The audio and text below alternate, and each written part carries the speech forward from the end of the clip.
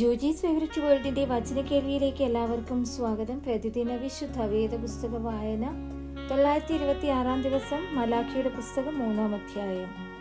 എനിക്ക് മുമ്പായി വഴി നിരത്തേണ്ടതിന് ഞാൻ എൻ്റെ ദൂതനെ അയക്കുന്നു. നിങ്ങൾ അന്വേഷിക്കുന്ന കർത്താവും നിങ്ങൾ ഇഷ്ടപ്പെടുന്ന നിയമദൂതനുമായവൻ പെട്ടെന്ന് തന്റെ മന്ദിരത്തിലേക്ക് വരും. ഇതാ അവൻ വരുന്നു എന്ന് സൈന്യങ്ങളുടെ യഹോവ അരുളിച്ചെയ്യുന്നു. എന്നാൽ അവൻ വരുന്ന ദിവസത്തെ ആർക്ക് സഹിക്കാം? അവൻ പ്രത്യക്ഷനാകുമ്പോൾ ആർ നിലനിൽക്കും? അവൻ ഊതിക്കഴിക്കുന്നവന്റെ തീ പോലെയും അലക്കുന്നവരുടെ ചാരവെള്ളം പോലെയും ആയിരിക്കും. അവൻ ഊതിക്കഴിക്കുന്നവനെ പോലെയും വെള്ളി ശുദ്ധി വരുത്തുന്നവനെ പോലെയും ഇരുന്നു കൊണ്ട് ലേവി പുത്രന്മാരെ ശുദ്ധീകരിച്ചു, പൊന്നുപോലെയും വെള്ളി പോലെയും നിർമ്മലീകരിക്കും. അങ്ങനെ അവർ നീതിയെ യഹോവയ്ക്ക് വഴിപാട് അർപ്പിക്കും. അന്ന് യഹൂദയുടെയും യെരൂശലേമിന്റെയും വഴിപാട് പുരാതന കാലത്തെന്ന പോലെയും പണ്ടത്തെ ആണ്ടുകളിലെന്ന പോലെയും യഹോവയ്ക്ക് പ്രസാദകരമായിരിക്കും. ഞാൻ ന്യായവിധിക്കായി നിങ്ങളോട് അടുത്ത് വരും.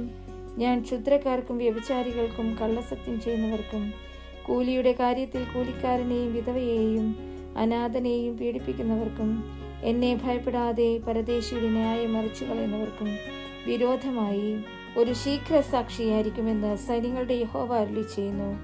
യഹോവയായ ഞാൻ മാറാത്തവൻ. അതുകൊണ്ട് യാക്കോബിന്റെ പുത്രന്മാരെ, നിങ്ങൾ മുടിഞ്ഞു പോകാതിരിക്കുന്നു. നിങ്ങളുടെ പിതാക്കന്മാരുടെ കാലം മുതൽ നിങ്ങൾ എൻ്റെ ചട്ടങ്ങളെ പ്രമാണിക്കാതെ തെറ്റി നടന്നിരിക്കുന്നു. എൻ്റെ അടുക്കലേക്ക് മടങ്ങി വരുവിൻ, ഞാൻ നിങ്ങളുടെ അടുക്കലേക്ക് മടങ്ങി വരുമെന്ന് സൈന്യങ്ങളുടെ യഹോവ അരുളിച്ചെയ്യുന്നു. എന്നാൽ നിങ്ങൾ ഏതിൽ ഞങ്ങൾ മടങ്ങി വരേണ്ടതെന്ന് ചോദിക്കുന്നു. മനുഷ്യന് ദൈവത്തെ തോൽപ്പിക്കാമോ? എങ്കിലും നിങ്ങൾ എന്നെ തോൽപ്പിക്കുന്നു. എന്നാൽ നിങ്ങൾ ഏതിൽ ഞങ്ങൾ നിന്നെ തോൽപ്പിക്കുന്നു എന്ന് ചോദിക്കുന്നു. ദശാംശത്തിലും വഴിപാടിലും തന്നെ നിങ്ങൾ ഈ ജാതി മുഴുവനും തന്നെ എന്നെ തോൽപ്പിക്കുന്നത് കൊണ്ട് നിങ്ങൾ ശാപഗ്രസ്തരാകുന്നു. എൻ്റെ ആലയത്തിൽ ആഹാരം ഉണ്ടാകേണ്ടതിന് നിങ്ങൾ ദശാംശം മുഴുവനും ഭണ്ഡാരത്തിലേക്ക് കൊണ്ടുവരുവിൻ. ഞാൻ നിങ്ങൾക്ക് ആകാശത്തിന്റെ കിളിവാതിലുകളെ തുറന്ന് സ്ഥലം പോരാതെ വരുവോളം നിങ്ങളുടെ മേൽ അനുഗ്രഹം പകരുകയില്ലയോ?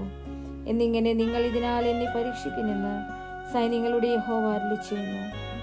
ഞാൻ വെട്ടുക്കിളിയെ ശാസിക്കും, അത് നിങ്ങളുടെ നിലത്തിലെ അനുഭവം നശിപ്പിച്ചു കളകയില്ല. പറമ്പിലെ മുന്തിരിവള്ളിയുടെ ഫലം മൂക്കാതെ കൊഴിഞ്ഞു പോകുകയുമില്ല എന്ന് സൈന്യങ്ങളുടെ യഹോവ അരുളിച്ചെയ്യുന്നു. നിങ്ങൾ മനോഹരമായ ഒരു ദേശമായിരിക്കയാൽ സകല ജാതികളും നിങ്ങളെ ഭാഗ്യവാന്മാർ എന്ന് പറയും എന്ന് സൈന്യങ്ങളുടെ യഹോവ അരുളിച്ചെയ്യുന്നു. നിങ്ങളുടെ വാക്കുകൾ എൻ്റെ നേരെ അതികഠിനമായിരിക്കുന്നു എന്ന് യഹോവ അരുളിച്ചെയ്യുന്നു.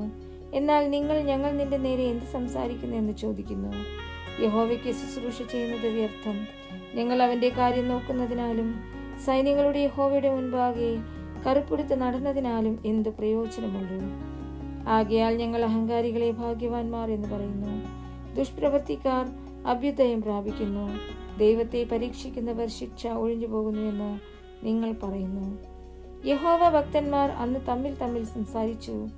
യഹോവ ശ്രദ്ധ വെച്ച് കേട്ടു. യഹോവ ഭക്തന്മാർക്കും അവന്റെ നാമത്തെ സ്മരിക്കുന്നവർക്കും വേണ്ടി അവന്റെ സന്നിധിയിൽ ഒരു സ്മരണ പുസ്തകം എഴുതി വച്ചിരിക്കുന്നു. ഞാൻ ഉണ്ടാക്കുവാനുള്ള ദിവസത്തിൽ അവൻ എനിക്കൊരു നിക്ഷേപമായിരിക്കുമെന്ന് സൈന്യങ്ങളുടെ യഹോവ അരുളിച്ചെയ്യുന്നു. ഒരു മനുഷ്യൻ തനിക്ക് ശുശ്രൂഷ ചെയ്യുന്ന മകനെ ആദരിക്കുന്നത് പോലെ ഞാൻ അവരെ ആദരിക്കും. അപ്പോൾ നിങ്ങൾ നീതിമാനും ദുഷ്ടനും തമ്മിലും ദൈവത്തെ സേവിക്കുന്നവനും സേവിക്കാത്തവനും തമ്മിലുള്ള വ്യത്യാസം വീണ്ടും കാണും.